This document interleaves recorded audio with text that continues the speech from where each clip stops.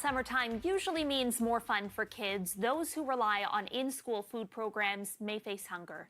That's why Food Banks Canada is looking to share 215,000 healthy food packs across the country this summer.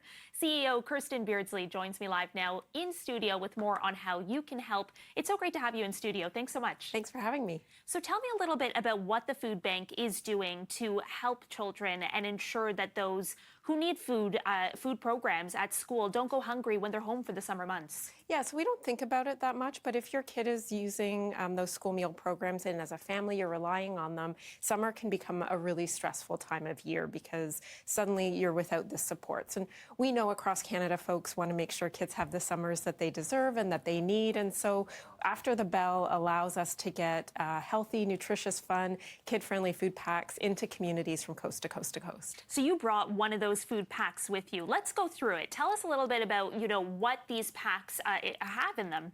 Yeah, so this is one of the packs. Again, it's a weekly pack for kids, so they can get one each week. And we've got food that kids love. So fruit smoothies, we've got fruit packs, we've got shelf-stable milk, some popcorn, oatmeal, we've got edamame. And then what's great is that each of the food banks gets a grant so that they can purchase fresh food to add to the packs as well. We want to make sure it's healthy, and kids love apples and oranges and peaches, things like that. Who doesn't? And so children would get these food packs once a week.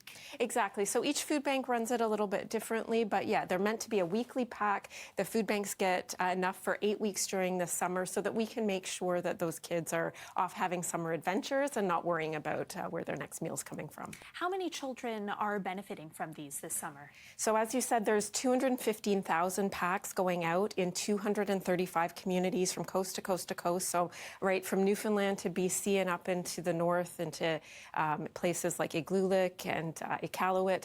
And so hundreds of thousands of kids are going to be able to participate.